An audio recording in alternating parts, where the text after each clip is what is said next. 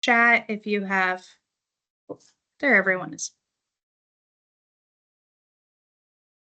All right, I'm going to repeat that in case you all didn't hear me. You all just popped up on my chat. I'm Lydia. I am Okra's Communications Director. Teresa can't be here with us today because she is at a training out of office right now. But welcome to the Bringing Arts and Main Street Together with the Indiana Arts Commission.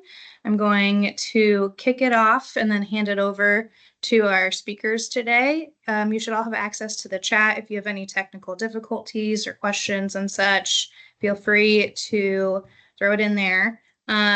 We do have Jenny Boytz joining us. She's having some technical difficulties, so apologies for the delay in starting this. She'll be hopefully joining here soon. But we'll get the presentation started and she will join us soon here. So to kick off, I'm going to introduce our speakers today. Ann Johansson is the Community Services Manager at the Indiana Arts Commission. Her leadership in Main Street initiatives include serving as Executive Director for both Downtown Danville Partnership and Main Street Plainfield. Ann has also served on the Hendricks County Arts Council board for the past decade, including 3 years as president. Most recently, she led the Hughes of Hendricks County Public Arts Initiative, resulting in 5 new installations that celebrate local identity and creativity. And then we have Eric Ashby.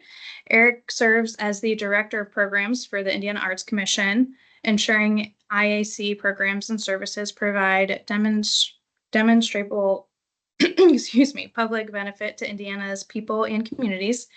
In his previous role at IAC as Grants and Research Manager, Ashby was responsible for overseeing the agency's granting programs and processes, data and research priorities, and state and federal reporting. Ashby previously worked at the Indiana University Center for Rural Engagement, building engagement frameworks and programs to improve quality of place through arts and creativity. Additionally, he worked as a project manager for the Arts Administration Program in Dean's Office at the O'Neill School at Indiana University and served as a project specialist with Bridgeway Capital, supporting efforts to track and support small creative business development.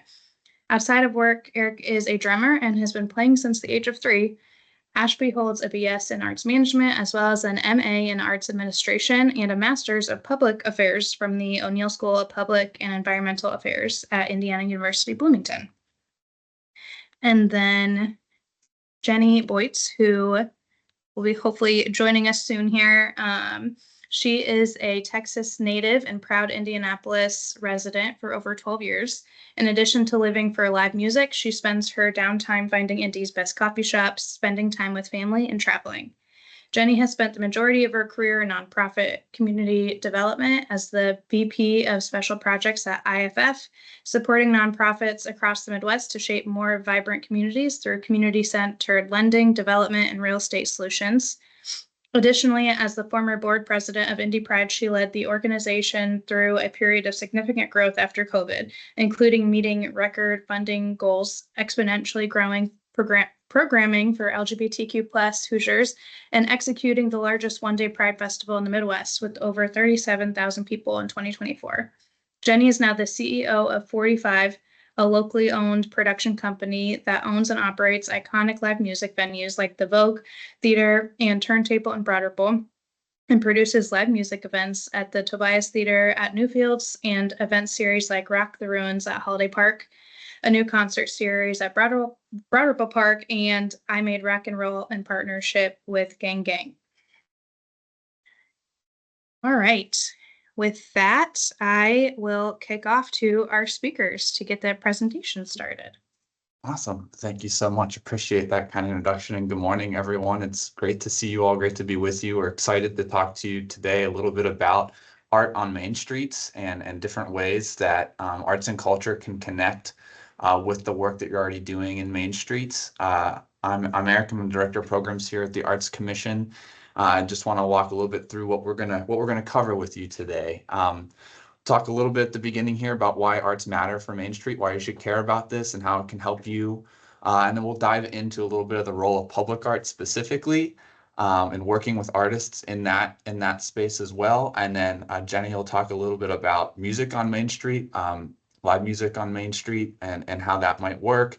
And we'll provide some tips for getting started with all of this work, and we'll have time at the end for questions as well. So a little bit about the Indiana Arts Commission. We are a state agency, and our mission and our focus is on strengthening Indiana through arts and creativity. And we do that through a couple of different mechanisms. One is grant programs, and we'll talk a little bit about grant programs, some of which Indiana Main Streets are eligible to apply for. We also do that through trainings. We will do certain training opportunities, such as this one, as well, connecting people with different knowledge and other experts in the field related to arts and culture. And we also do that through different service provisions, such as project coaching or other one-on-one connections. We sit at a bird's eye view of the creative sector in the state. And so we strive to be a connector and a convener and a resource for a variety of different organizations that are working in support of the creative sector. And Main Street's our key piece of supporting the creative sector. So we are here to be a resource for you, and we'll talk a little bit more about how we can do that later in the presentation. But for now, I'm going to hand it over to my colleague, Anne, to talk a little bit about how arts and culture connect with quality of place in a way that relates to Main Streets. Hey, thanks, Eric. Good morning, everybody. I'm Anne. I'm really excited to be here with you today and talk about something I care deeply about, how arts and culture can bring Main Streets to life. Over the past few years, I've worked with downtown organizations, led mural projects, and coached communities through creative placemaking projects. And I've seen firsthand how public art can do so much more than make a space look nice. It can tell a story, build pride, and invite people to connect with their surroundings in a new way. So in the next few sections, I'll walk through how public art fits into Main Street work, how to make sure your creative projects are set up for success, and how to build strong partnerships with artists. My goal is to give you some practical tips, real examples, and maybe spark a few new ideas along the way. So let's get started. First off, as Main Street organizations, you're in the business of making people feel seen, connected, and proud of where they live. And arts and culture projects and programs are really powerful tools to do that. Many of you work closely with your community leaders and you share goals, but your roles are different. Local governments are there to provide essential infrastructure and services that can make communities functional and safe. And these services make sure that communities work foundationally, but they don't necessarily make communities feel like home. So Main Street organizations focus on really the emotional infrastructure, that sense of place and identity and connection that make people want to stay and engage and invest in their community. So you're creating vibrant public spaces, supporting local businesses and entrepreneurs. You're hosting cultural events and festivals, elevating community stories and heritage, and you're fostering inclusive engagement and volunteerism. When people feel attached, or when people are more attached to a community, they're more likely to stay and volunteer and be civically engaged and be more philanthropic. So when you consider the 4 points of Main Street: economic vitality, promotion, design, and organization, arts and culture encompasses and intersects all 4 of those points in distinct and important ways. So you might plunk public art into your design committee agendas, or delegate live music to the promotion or events committee, but arts and culture programming and projects can also be revenue generators, which contributes to the organization's bottom line. And in the next slide, we'll talk about how important they can be for economic vitality in your downtown district. So we'll start with economic vitality. And arts and culture are not just amenities, they can be economic drivers. So there is a traditional, view of economic development that focuses on business recruitment, infrastructure, and job creation, but it can sometimes overlook the arts and culture amenities in your community. I heard someone say once that quality of place is built and quality of life is felt, and that really resonated with me. That distinction, I think, is pretty powerful. Arts and culture build quality of place through murals, performances, festivals, and creative spaces. These elements foster quality of life by creating joy and connection and identity. For example, a mural project not only beautifies a space, but also attracts foot traffic, so tourism, and it supports local artists and creates a sense of pride. Cultural programming like music nights or art walks boost local business revenue while also helping a community feel more cohesive. The next next of the 4 points that we'll cover is promotion, so storytelling through culture. This is where you can use your arts and culture attractions to give your community a voice and a brand. And how arts can help with that is through visual storytelling, through public art and design, cultural events that showcase local talent and traditions, and social media campaigns that are authentic and rooted in your community. The next is design, and this is where arts and culture really shine most visibly. Some examples of creative design are artist design benches, cross, or wayfinding signs, temporary installations that invite interaction and spark conversation, or adaptive reuse of buildings into cultural hubs or maker spaces. The last is organization. So this is where you can leverage your arts and culture amenities to strengthen organizational efforts. And you can do this by reaching new stakeholders and potential donors through your events or projects. So some ways you might be able to do this are through creative workshops that bring people together across sectors, artist-led community engagement to surface ideas and build consensus, or cultural events that double as fundraisers or volunteer drives. So to bring it all together, arts and culture, it's not just programming, it's really the infrastructure for belonging. And they shape how people experience their community, how they connect with other people in their community, and how they envision their future there. So Main Street organizations, I believe, have the unique ability to help communities see themselves in their surroundings. And some of the most visible and vibrant tools Main Street organizations can use to shape a sense of place is through public art. Whether it's a bold mural or a colorful crosswalk that makes pedestrians smile, public art really has the power to transform everyday infrastructure into storytelling platforms. And when it's done thoughtfully, it can reflect local identity, spark civic pride, and drive foot traffic. So let's start with murals and talk through some of the mechanics. This is fresh on my mind because I just finished a multi-mural project in Hendricks County. But murals really are often the centerpiece of a public art strategy. However, not all walls are created equal. So before you start painting, just remember that the surface matters. Brick is ideal. It's porous and holds paint well, but any wall can work. Concrete can work too, but it may need priming.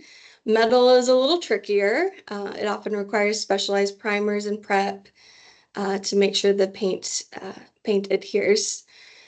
And then consider equipment that you might need, equipment rental. So for larger walls, a lift may be necessary. There are boom or articulating lifts with arms and buckets that move independently. Excuse me. There are also basic scissor lifts, but you really should just ask your artist which type they prefer. And you may have to shop around to different equipment rental companies to find one that will work best for your site location. Like some might require electricity or a generator to charge batteries, while others have built-in gas-powered engines. And the surface that they'll be operated on is also important. So if you're on concrete or gravel, you may need a different kind of lift. Excuse me. Keep in mind sealing and maintenance, those are key. So be sure to build those into your project budget. A UV protectant sealant helps preserve the vibrancy of the mural, and regular touch-ups can extend the life of it. So take the location of the mural into consideration here. Maintenance might look a little different for a mural that's in full sun most of the day, or one that's in an alley that isn't well lit. So think of this as stewardship, not just installation.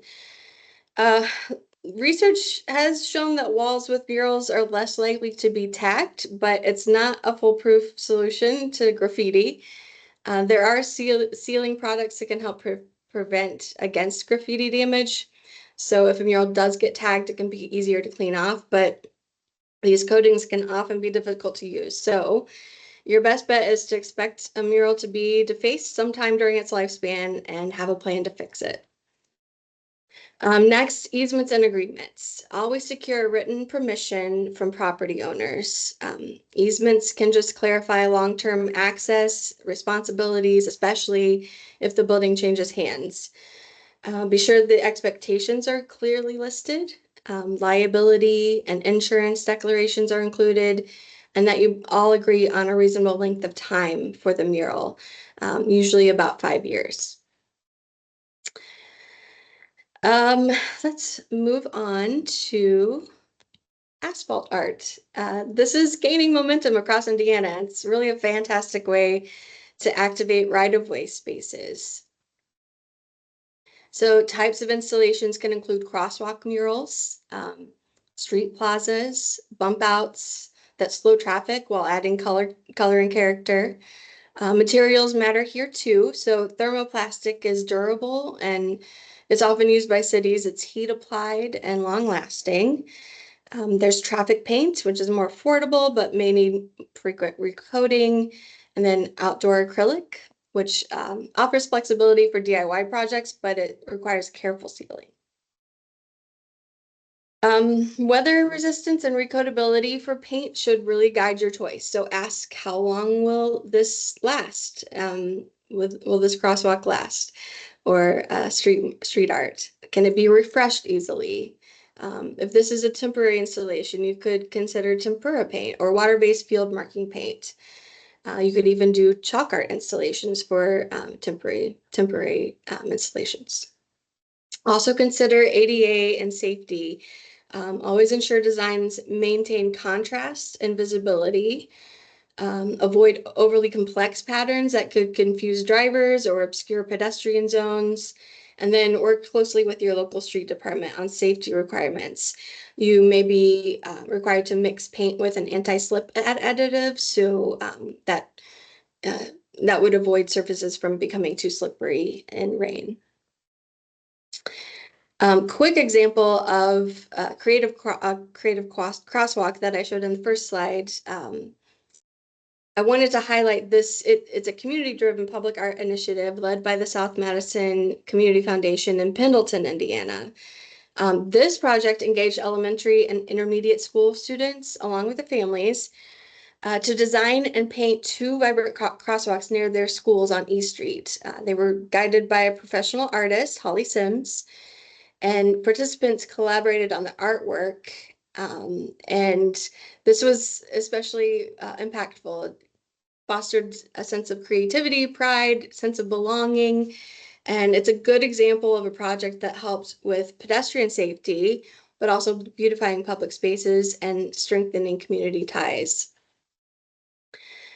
So if you have questions about materials, funding, partnerships, feel free to drop them in the chat and we'll circle back during Q&A.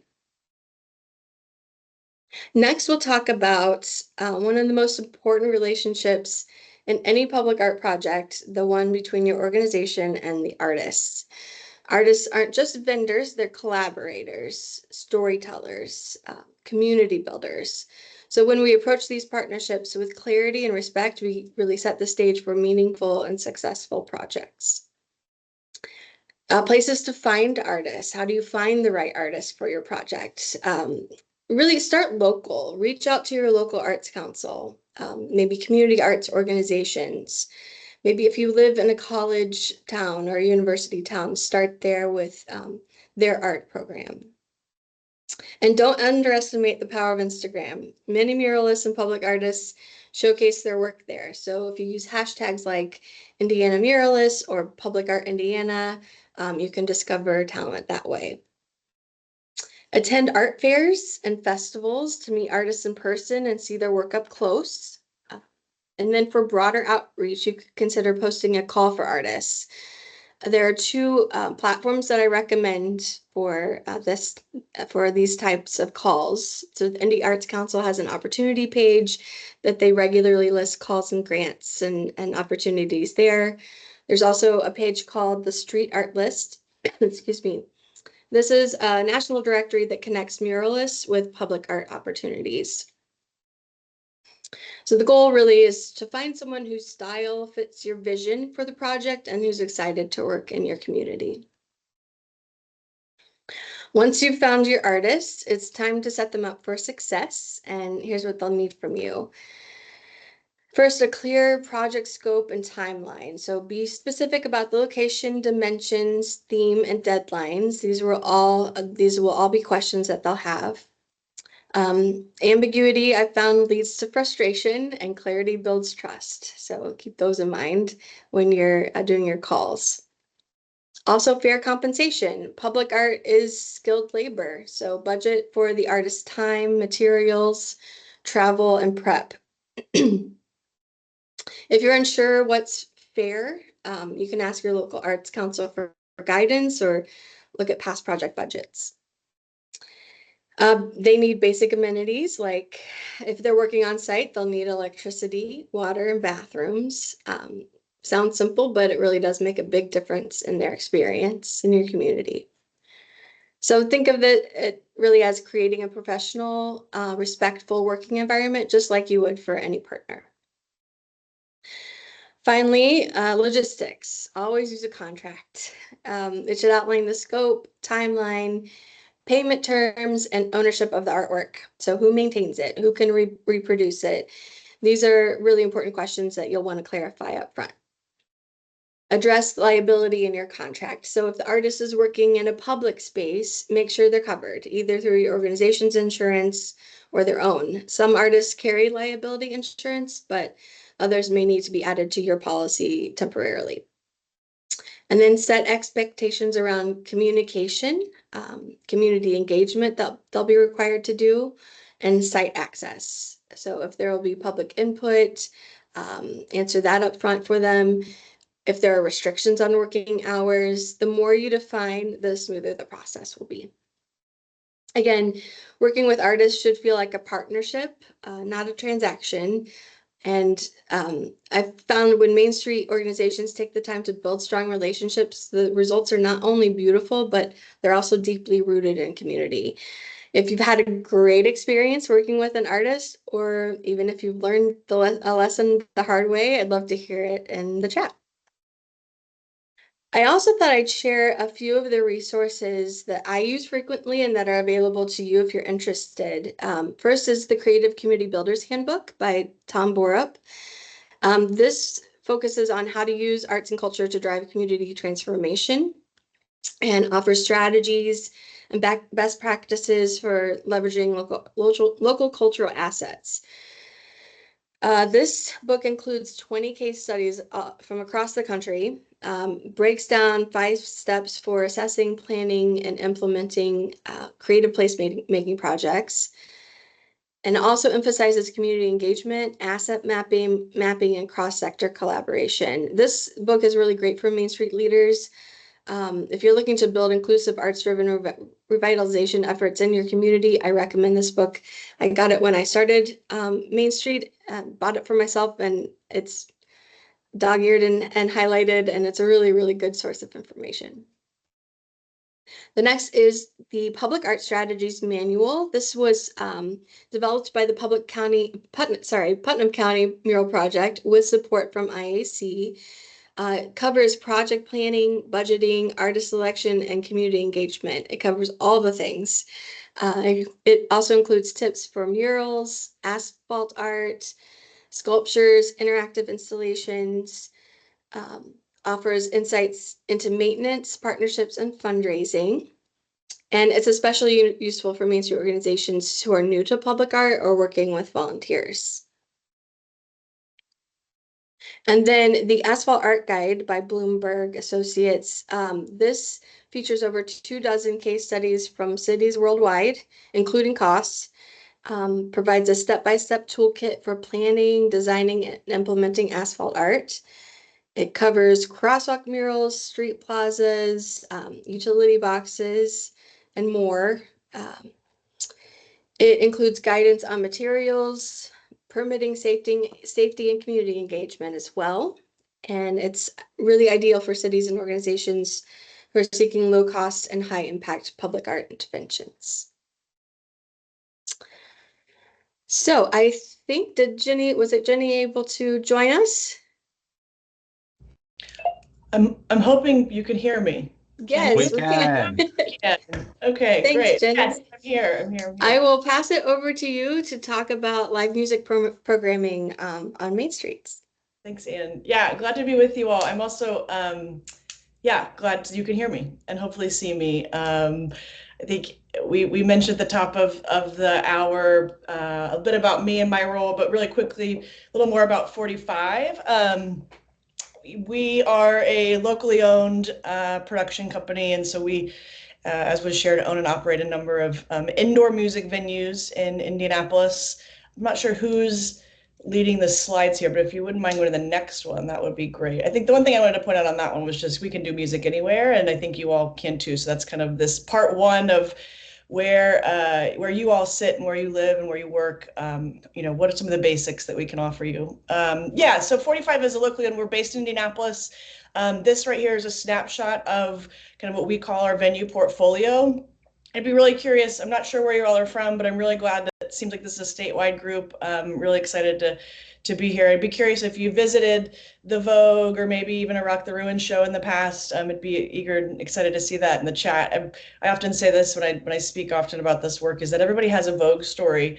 The Vogue is been around for nearly 90 years now. It's been an icon and a staple institution in the city of Indianapolis, but more specifically in the community of Broad Ripple, just in kind of the mid-north of Indianapolis. And so, I have lots of people that have met their spouses and partners, or even seen some really iconic artists here like Willie Nelson, Johnny Cash. Some very amazing artists have come through the Vogue over the last 90 years. So if nothing else, hopefully that sounds familiar and strikes a memory for you.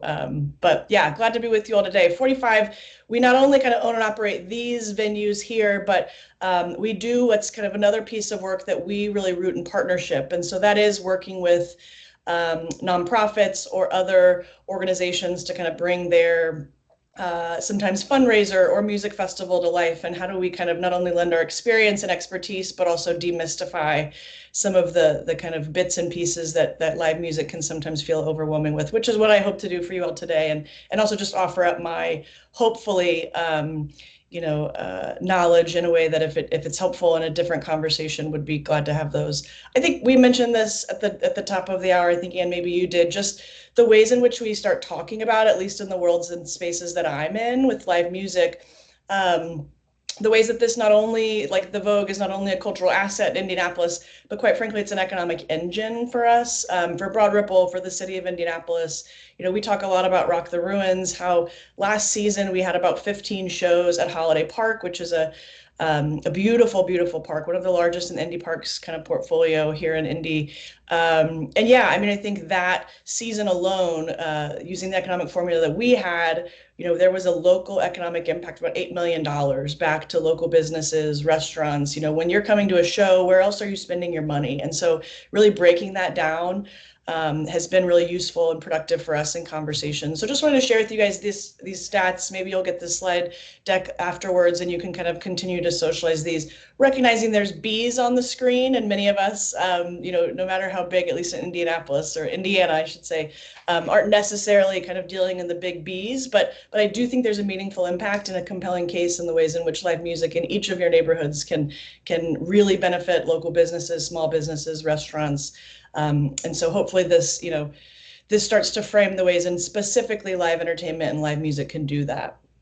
So the next one, I think I also just wanted to kind of do the, quick who, what, where, and really just, for us at 45, my team often kicks me under the table whenever I'm in meetings to say, well, we could put music there. We could do, we can put it on that corner. We can do it in that alley. What you see on this screen is we were a part of the swimming trials, the Olympic swimming trials last summer. And so we popped a stage up on Georgia Street, if you're familiar with in downtown Indianapolis. And we did 9 days straight of live music. And what I probably think was the hottest 9 days of the year, if anybody remembers the summer of June last year. But we popped a stage up and we had national touring artists that kind of came through and were able to make sure that, again, the visitors in this case, but for many of you, it's visitors, it's residents, like how are we making sure that they have access to joyful, safe, and really good high quality music. This was the goal, and we nailed it. I think the partnership with Indiana Sports Corp is one that we tout and praise regularly. And so thinking about the ways that partnership can really allow us to expand our impact is important. I think one of the things that I want just to highlight is that while the size and scale may differ, kind of what are we talking about? Our venues, I think we mentioned it earlier, I've led and organized Indy Pride last year was a one-day festival, about 40,000 people in the park in one day. We've also have, a teeny tiny little, pop-up space that we welcome about 50 guests, right, for music, live music. And so while size and scale may differ, what I'm talking about and what you all are working with on the ground in each of your towns and cities, there's a few things I think that stay the same. And that's probably what this slide is I want to make sure we highlight for you all is, and make sure we're talking about kind of all the same things, which is, downtown festivals, parks, city parks are great spots for this.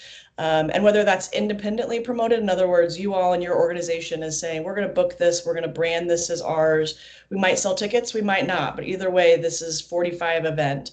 There's a differentiating factor there in what you can control. I think the city sponsored is a really unique partnership that I would argue a lot of cities, especially surrounding Indianapolis, are using kind of as a really entrepreneurial mindset. In other words, hey, is there an arts and culture budget to hire a promoter or an organization to book music and to make sure that they're kind of lending their expertise and coordination there? And so that's something that I'm sure you all are in conversation with your municipalities, but certainly something that I wish we had more of here in Indianapolis, if we're being honest.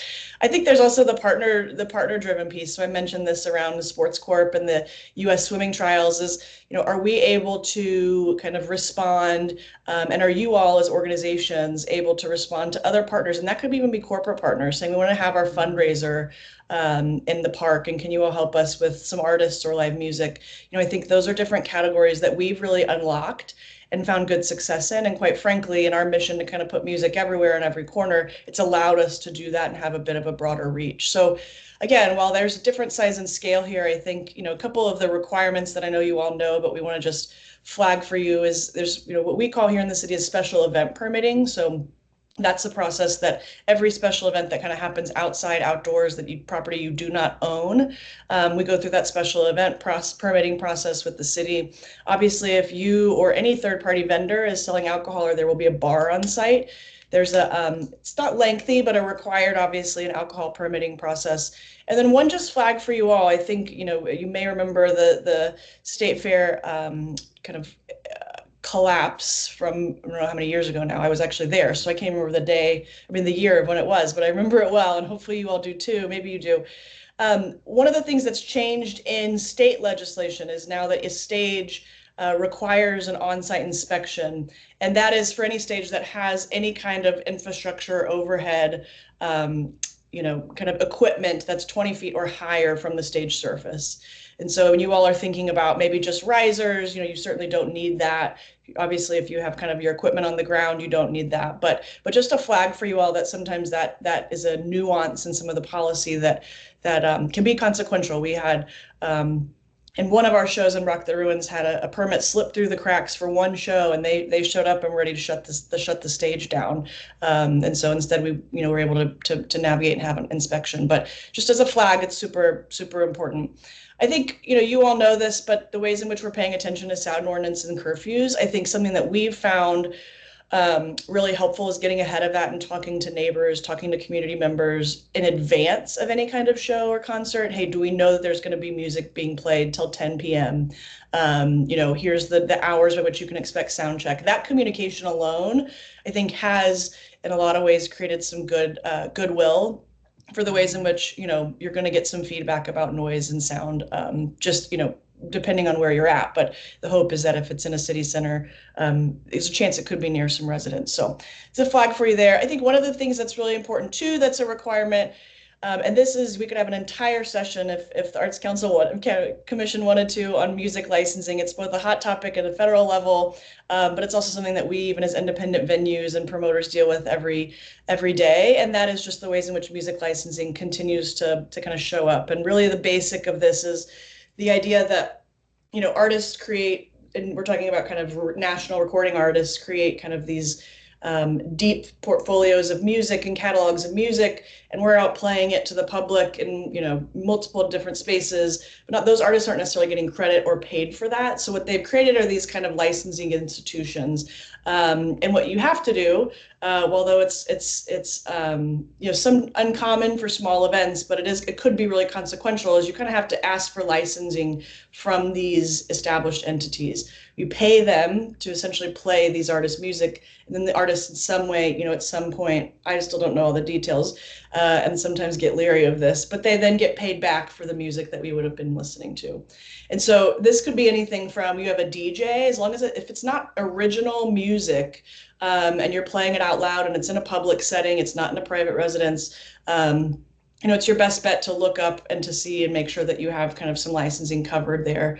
Happy to drop in the chat or even as a follow-up some of those websites that can be really helpful. Again, a little bit uncommon. For us, we do hundreds of shows a year, and so they're on us all the time. But for you all, it's certainly something to learn about and to keep an eye on, and can be really highly consequential. I mean, the fines can be upwards of $1,000 or $2. So that's one flag for you all. I'm happy to follow up with a little bit more detail there. We could again have an entire session on it. Really, the fees that you would pay for licensing depend on your event size, where's it at, how many tickets you've sold, if you've sold any at all, if it's free, if it's public, that matters in the fee, if it's indoor, outdoor, if it's a one-time event, or if it's annual. So it's hard to kind of say, here's the standard fee that you should expect with these licenses, but and for those of us that do hundreds of shows, we just buy annual licenses that kind of broadly capture a lot of music.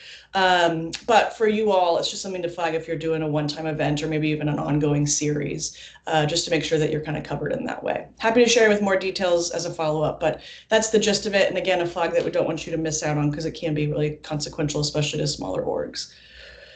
So I think if we go to the next one, I want to dig in a little bit of the how. I think for us at 45, this is the playbook that we run and what we've learned over the years. Again, size and scale may differ, but what we found is that even in these kind of pop-up, for example, we book artists for our Parks Alliance here and some of the fundraisers they do at local breweries and those sort of things. So we do have not only just ticketed shows, but we want to make sure we're hiring and paying local artists a fair wage when we're doing just those one-time kind of pop-up events.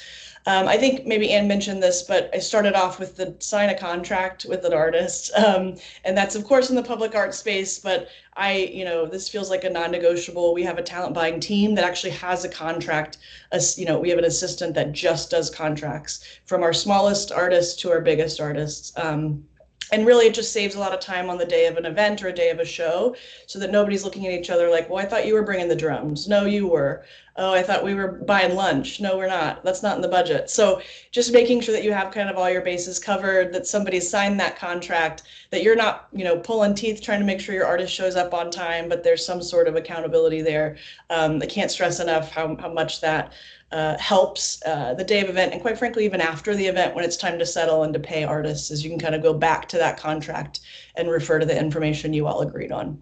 I think this right here, again, you all can review this in your own time and what feels right based on where you all are. These rates could change, but I think what I wanted to just share with you all, and sometimes the question we get asked often is, what are these kind of big artists? What's the range for them? Are they hundreds of thousands of dollars? And just a fun fact is, for us, these mid-sized national touring artists really do range anywhere from 10,000 to 35,000, at least the sweet spot for the artists that we use at Rock the Ruins and a couple others. And again, our local artists, I do feel really proud about the ways in which we're trying to at least match or meet above industry standard for local artists. And so we try to put as much as we can in when we're doing these kind of pop-up shows, but also when we have a national touring artist at the Vogue that comes through and we need a local opener or local support, we're making sure that we pay them, $150 an hour, if not more. There's a lot of independent venues that this is a spot where they can, find some cost savings and just kind of be grateful to be on stage. And we at 45 feel really strongly that those are, those are artists that are spending quite a bit of time and obviously refining their craft on a really important stage. So let's honor them in that way. I think one thing that's just a tip or trick that I found, especially in these pop-up spaces, is we kind of say, well, your set's 2 hours, so I'm going to pay you $300, $150 an hour. Well, there's going to be time setting up or loading in, and there's going to be time tearing down. And we've found, and I'm committed to continuing to kind of include that in our fees or our artist fees. That's still work. That's still them kind of showing up and supporting us and our mission. And so I want to make sure that we're honoring that with the pay there. I think for a lot of folks, including us, quite frankly, there's a lot of times where we don't have the dollars to necessarily pay artists in that way. But what we do have is we do an inventory of, we have an email list of thousands of people. We have, signage at our indoor and outdoor spaces that see in the eyes of thousands of people. And so in the ways in which we can kind of do a trade or promote artists in a way that they feel really good about, we can get their name out there, their shows, we could do an artist spotlight on our social media to reach thousands of people. That's been a really useful tool for us when moments where, for whatever reason, a program runs out of some dollars for us to pay an artist. And so for many small organizations or, small festivals, that's sometimes really hard. It could be a combo, right? You could say, hey, we can't pay you $100 an hour. We could do 50 and we'll include you in our email blast that takes place monthly. And so there's a wealth of kind of, at least in our world, opportunities to kind of hopefully meet the motivation of a lot of artists and live musicians that you all may or may not have in your back pocket. But certainly for us, it's been helpful. And I know funding is just really hard for arts organizations right now.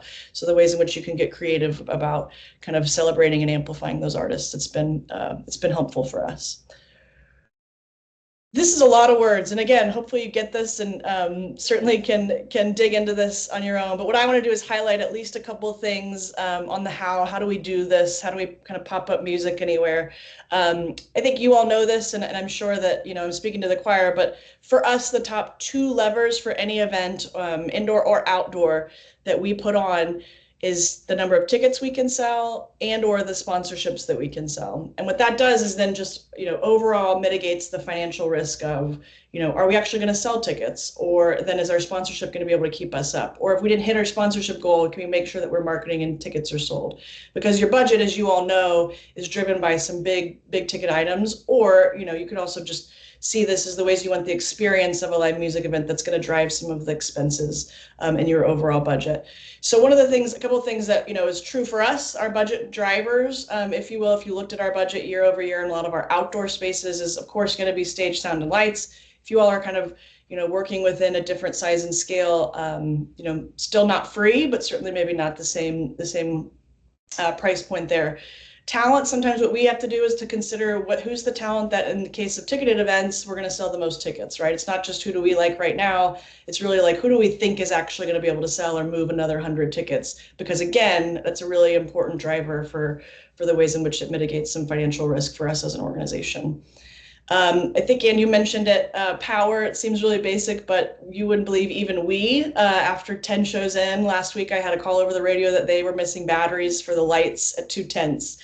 And so, how do we quickly make sure that that's covered? And so that's always on our checklist every day and certainly something that you just assume we can solve and figure out. But when you're in the middle of a park or field, there is no power line, or easily accessible outlet. So there's a flag there. I think just to add a little bit of the vernacular here of the live music industry, when people talk about backline, you might hear that in any of your conversations, really what that means is if I'm an artist that maybe is touring or stopping through, or I might have a band that's coming, but they don't have their own set of drums or they don't want to travel with that. When people talk about backline, that's equipment that as a promoter or as an event planner that we would provide to the band. So there's oftentimes, many times, that at our indoor shows and our outdoor shows where a band comes through and we've rented the type of exact guitar they want to be playing, and we have it plugged in and ready for them at sound check. So just to make sure, debunk some of what you might hear and feel a little overwhelmed by, backline just means, hey, we're going to provide that equipment for you.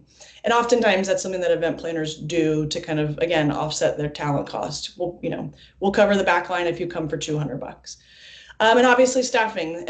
I think this, falls into the budget considerations. For us, every show, indoor and outdoor, we look at ticket sales, expected attendance. Do we think we're going to have a high walk-up? What was our guess of forecasted attendance? And we're going to change staffing all the time. We don't need that many ticket takers. We don't need that much security. We don't need that many, bartenders in our case.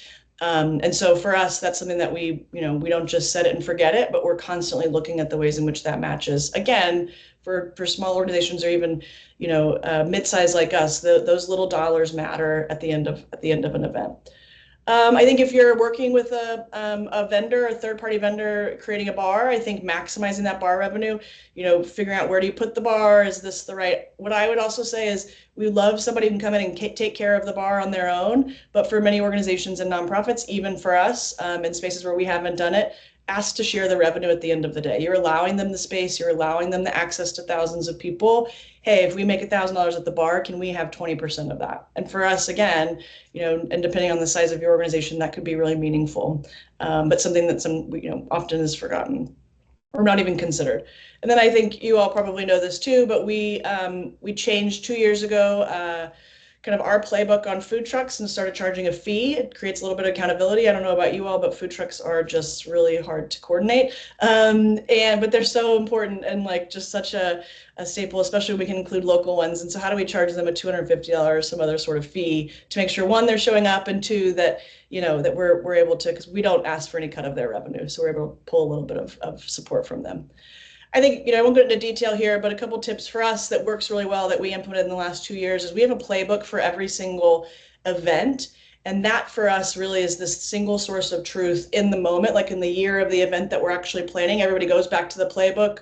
Whose role and responsibility is this? Where's deployment? We're constantly looking at that, but it's also really good for year over year. So we're able to look back, and if we don't have the same festival director next year, we're not starting from scratch. And so that may seem, like common sense to many of you, but when I tell you I walked into Indy Pride, again, 30, 40-year organization with zero, written knowledge on how to put together a festival for 40,000 people, that is true. And so again, I say, how do you memorialize or codify what's worked, what hasn't worked, so that it makes your job or whoever's job next is a little bit easier is good.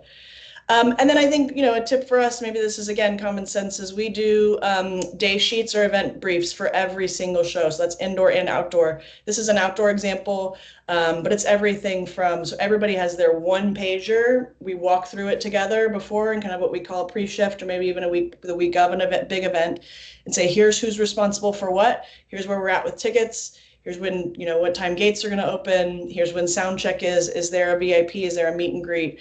For some of you, when does the, when is the snow cone machine going to arrive? When does the bar going to open? What's curfew? All of those details that you yourself as an event planner can't hold in your own brain, but also to make sure that we're kind of delegating the responsibility and the info. This has been really helpful for us.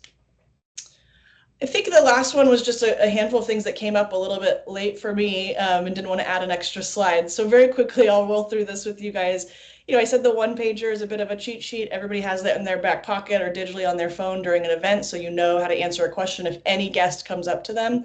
But the cheat sheets that also include kind of these credentials. So if you have wristbands or stickers or whatever that looks like at your events, don't just them or your handful of folks in them. Print out a sheet so that anybody from security to your bartenders know, okay, you have a pink sticker on, here's what pink means. Again, there's, the guest experience can be a little easier with that, but this also is helpful for when you're working with photographers, with media, and even with artist teams. It's just to have these cheat sheets everywhere.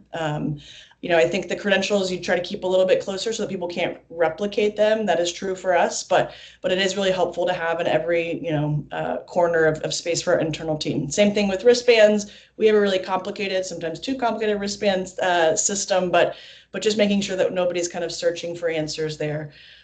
Feels really important. We have a number of emergency action plans. And so this is the quick snapshot of that, just so you all know the ways in which I'm sure you do when you have your own events. But whether we're now an active shooter, all of our staff goes through a Stop the Bleed training for these kind of large scale events. So how do we manage and deal with some sort of mass casualty, specifically an active shooter incident? It's just the reality we live in. And I often say I'd rather us be prepared than anxious and frozen. And so we all do that. Our volunteers do that. We require our security does that. So happy to make some connections. IU Health does that Stop the Bleed training here for us for free. Happy to make that connection. I'm sure there's some version of that in maybe some of the cities or towns you live in. We have medical emergency, stage line weather. So this again was, introduced after the state fair. What are the requirements as it relates to weather if you have, depending on the size stage. And then, does everybody know what to do or what's the protocol or playbook if somebody comes to info booth and there's a missing child, right? And so this is a bit of an exhaustive list of all the plans that we put together and put in our playbook. Two other things. One's a bit of a fun fact. It's both amazing to see, but also we learned a lesson the hard way is, you all know, and you've done events, that bike rack is usually used for, barricades, and how do we use kind of crowds, moving crowds, wayfinding. We really have found success, and I know it seems really obvious, but it took us a couple tries to remember to put them out, because we want people in our outdoor spaces to be riding their bikes. And so these fill every single time, and this is something that we don't forget, because we made the mistake once and bikes were piled up all over the place. Adults sometimes don't know how to organize themselves, as you all know. I think the other piece too is no matter the size of event, you all know this, and I know we're all thinking as organizations, mission-driven organizations, about accessibility. How are we maximizing accessibility to all of our spaces? And for live events or live performances, we're legally required, and so are you, to provide an unobstructed view of the stage. So that could be, right there at the stage, on the ground. It could also be, we've done this at a few festivals, an elevated riser, so that they're kind of lifted up above and have an unobstructed view. But that is important, obviously, from a legal perspective. But I think, again, as we're all, as mission-driven organizations, trying to maximize accessibility for communities, I think that is a good one to call out. I think the last piece, and I'll pause, I'm sure hopefully there's time for questions, is, a couple of funding opportunities came up for me when I was putting this together. I wanted to share with you all the Levitt Music Series. If you haven't heard of that, they are a family foundation that does provide actual capital to do free community music, live music, throughout the state of Indiana. Right now here in Indianapolis, it's funding some of the programming that's happening in Garfield Park. So if you see any of that coming through, that's where that comes from. The Live Music Society Music and Action Grant's a good one. I'll call out kind of NEVA, which is really specific to independent venues. It's the National Independent Venue Association. They have a foundation that does similar work around how are they supporting venues or arts organizations to make sure that, up to, I think, maybe $10,000, some capital is given and grant dollars are given to bring live music to communities. The Mellon Foundation, I'm sure you all are familiar with. And then again, I said this a little bit earlier, but kind of local municipality arts and culture. I think if there is that, funding there, I think, that's a great way to kind of, again, mitigate some of the risk for you all as organizers, to make sure that you're paying artists and we're covering all the costs we need to without taking on all the risks as organizations. So I'm going to pause because I think I probably went really close to the end. But hopefully Eric and Ann, you all can take it from here. And again, I will drop my contact info in the chat. Always eager to help either brainstorm, strategize, or just, workshop an idea you all have together. So glad to be here. Hopefully that was helpful in part one kind of way, and be ready and on standby if there's a part two need. Thanks so much, Jenny. Really appreciate that. And I can't say enough about the great work that 45 is doing, and bringing live music to people in so many different places and spaces. It's really been impactful around Indianapolis. And so I really encourage you all to connect with Jenny if you're putting on an event or doing something that can maybe benefit from some of her expertise or her team's expertise. They are just phenomenal. So thanks for sharing your time and your expertise with us this morning, Jenny. Really appreciate that. I know we're coming up on the end, so I'm going to fly through this here, and then at least Ann and I will stay a couple extra minutes for questions if there are some. This is just the basics of how to get started with a project. Establishing why first is the most important piece. Why are you doing the thing? What is the purpose? Starting there and letting things flow from that why is critical. And so I'm going to keep moving in the interest of time because I know you all know how to do projects, but we'll get these slides out to you all afterwards as well, so you can review some of these. Here at the Arts Commission, we've got some funding opportunities coming up. If you wanted to do some public art or wanted to put some live music on Main Street, September 1, our project grants will open, and they close September 30th. These are awards of up to $4,000. These are non-matching grants. Main Street organizations are eligible, municipalities are eligible, nonprofits are eligible. As Main Street organizations, you all are connected, deeply connected in your community with a variety of partners. So if there are partner organizations you think would be a good fit for this, please encourage them to apply. This grant we run twice a year every year, so it'll open again in January of 26. So this is sort of a rolling opportunity. It's ongoing, and please do reach out to Ann or myself if you're interested in the program. I'm happy to make sure you have all the information on that. And then coming up here in September is Creative Convergence, which is a combination of training and an early action grant. It's a 2-day training in collaboration with Indiana Community Institute through Ball State, and comes with a $5,000 early action grant. And then we will be connecting you with Patronicity to potentially do a crowdfunding campaign as well.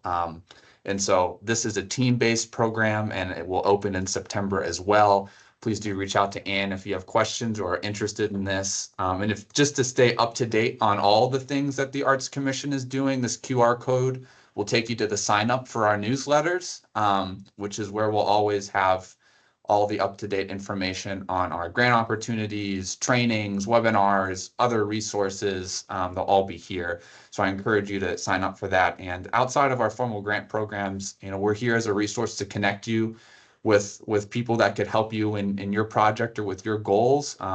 There are a lot of great people doing work in arts and culture all over the state, and we want to be a resource to connect you with those people as well. So we're here in a variety of settings to support the work we're doing, and we're thankful to the Okra team for inviting us here to talk to you a little bit today. And I know we're over 11 here, so if people need to hop out, we'll wrap up here, but we'll stay a couple extra minutes if there are any questions. And great to see some of the things happening in the chat too and tipped in, and that's great. So I know there's some live venues popping up. So alrighty, with that, that's all for us. I see Tracy, you have a question?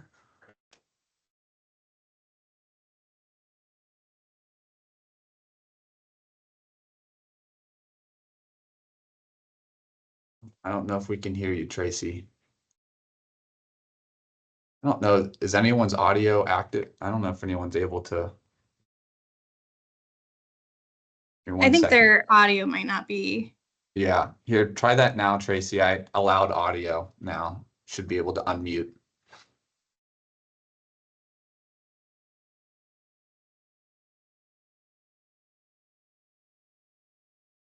That's still not working. And there was one question in the chat earlier about crosswalk, lines in a crosswalk and painting over them. I saw that, and that really depends on if it's a town street or if it's a state road. It depends on, the requirements from either your town. If it's a town street and your town doesn't require or have anything in the code, then you can paint over those white lines and crosswalks. But if it's a state road or a federal road, you have to work with NDOT. The mute's working now, I think. There we go. We can hear you. I tried to put some stuff in the chat, and the chat wouldn't work either, so I don't know what was going on. I'm coming from the artist and tourism. We lost our Main Street director. We lost our chamber. And I have a mayor that likes to say likes to tell you what you want to hear, but won't follow up and support you. So how do we get around that? Oh, goodness, that's tough. Yeah, I would say just find local champions, find people that will kind of come alongside you and make your case with you and bring them to meetings. Yeah, I just get people on your side and book meetings. I think that's my advice. Okay. But that's difficult, especially when people are leaving your community. That could be your champions. It's difficult to find. Happy to talk through things with you if you want to reach out for sure. Well, we've had Maya come to coffee with the mayor Great. and a couple of events and things like that. But again, he will smile, and he just built a $40,000 venue for music, but it won't allow our local artists to play. He's been nasty to them, and it's like we're right there on the corner, right across from the venue. So we have the Art Association and the Imagine Performing Arts in two buildings on the corner across from the courthouse, and we're trying really hard to have art strolls and things like that. And he doesn't even come to an opening but once a year. So it's real tough. Well, if I can help advocate, I'm happy to do that. Okay. That's part of my job is to visit communities, and I'm looking forward to that. So reach out and we'll set up a time, and I can come and talk through things with you for sure. Okay, thank you. Yeah. See, there was a question about finding out more info about the applications that open up in September. Newsletter is a great way to do that. Our website is a great way to find those applications. Suggestions on ticketing outdoor events in a public space. I don't know, Jenny, do you have any thoughts on that? Yeah, I dropped it in the chat too. Great. I think just to add a little color to my note, I think for us it's dependent on, two real things. One is kind of what's the purpose of the event. If it's a fundraiser, for either for us or for another organization, is it a free family-friendly event? What's the purpose of what you're organizing? I think that that matters and would drive the decision to ticket it or not. And then who's paying for it? So do we need the tickets as a revenue driver to offset some of the expenses? In my mind, even a $5 or $10 ticket can be both a barrier to some folks and can be a meaningful impact on the ways in which the financials shake out at the end of an event. So and yeah, I couldn't tell if the question was about specifically kind of what is types of ticketing. I just drop, we use OpenDate as a ticketing platform, and that's a really great event planning tool as well, and a calendar, and so it's kind of a one-stop shop. So happy to share more offline if that's helpful. Yeah. Cool. Yeah. So it looks like you have a large outdoor event area and are unsure to ticket it if people can stand close and just watch. That's true. They can. And we've made the decision, at least we had a show last week actually where it was kind of right on the White River, and some folks even brought their boats up and were just listening and, filled the field on the other side of the fence. We made the decision to, to let them stay and listen for the sake of kind of community buy-in, but there is the reality that yes, anybody can sit in their front yard, at least where we do a lot of our ongoing series, can sit in their front yard and hear and listen to it. I think you'd be surprised on how many, especially if you're really clear about the purpose of the event, folks will buy tickets. And in my belief, I think, especially when we're all struggling to pay artists, I think some collective buy-in there is really impactful and meaningful. And so I'm a fan of ticketed events when you need them and how to do it in a really thoughtful way. But you don't often need them. If somebody else, like the municipality, is paying for this, and you want to kind of, you don't have that same risk of needing the ticket revenue, free live music is really picking up in a lot of municipalities and cities. So yeah, I think it's all dependent, and I'm not sure who from Discover Downtown Washington, I'm sorry I don't see your name, but feel free to reach out. Happy to share a little bit more about what we do and how we work with all of our ticketed events as well.